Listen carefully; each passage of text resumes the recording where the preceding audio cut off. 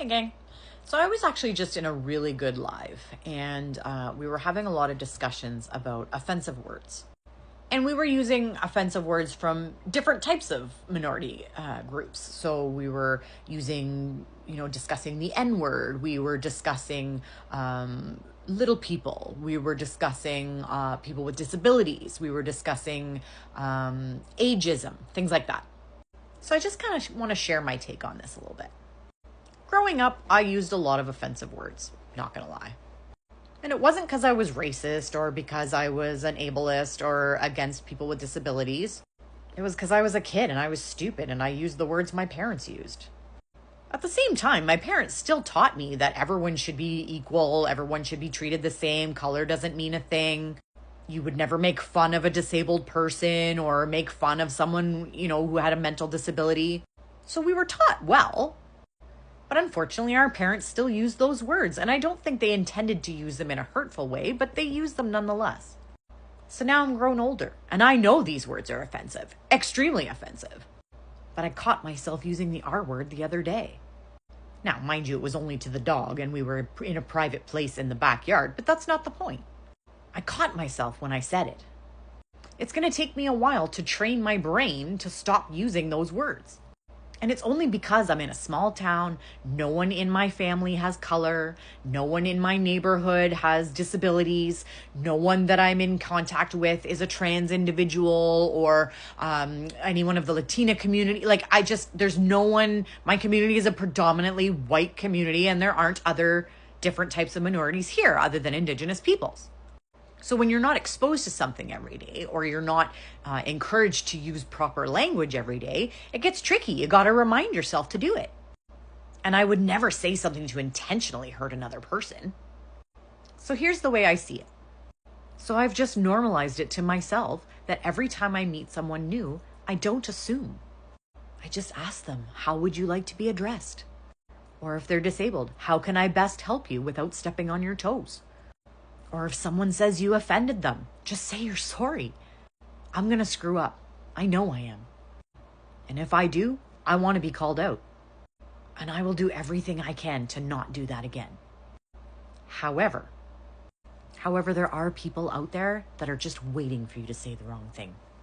And instead of having a conversation with you, they'll tell everybody else how horrible of a person you are. We need to get back to just being polite. Can I hold the door for you? Yes or no? And if they say, yes, thank you, that'd be lovely, then smile. And if they say, no, thank you, I'll get it myself. Smile. There's no need to get up in arms. Everyone needs to learn to respect each other a little bit more. And if you say the wrong thing, just say you're sorry.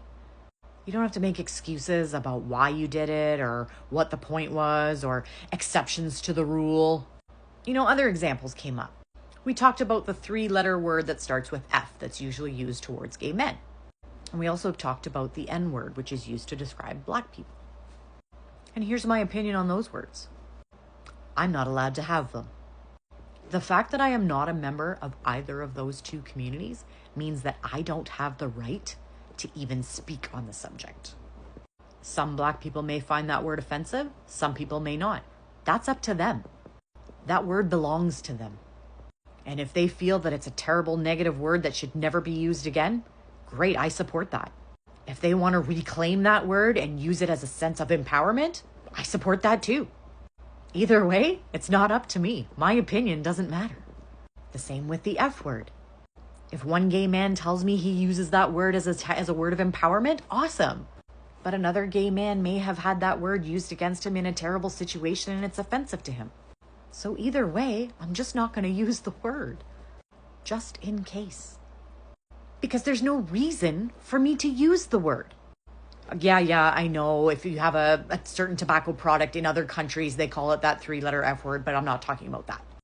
But there's all types of alternatives to those words that could be used. There is no reason for anything that I should use either of those words.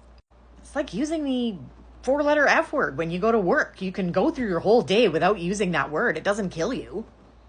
So if the words don't belong to you, just stop using them. There's no reason to. And the only reason you would defend using it is because you want to be hateful to those people. Everyone is entitled to love. Everyone is entitled to housing. Everyone is entitled to food. And everyone is entitled to feel safe. And that even goes for people that I don't like. Those things are not up for negotiation. And if using those words makes those people feel less safe, then we don't use them. Period. So when you're using words that you think might cause a problem, just don't. It's not going to hurt you. And if you say something that's wrong and it's offensive, just say sorry. Stop defending yourself on why you did it. Just say sorry. Just be mindful of other people. Be respectful in all circumstances. Let's just bring back decency. But people are so interested in being right that they can't ever admit when they're wrong. We have to stop wanting to be right all the time and just be sorry once in a while. Anyway, that's how I see it.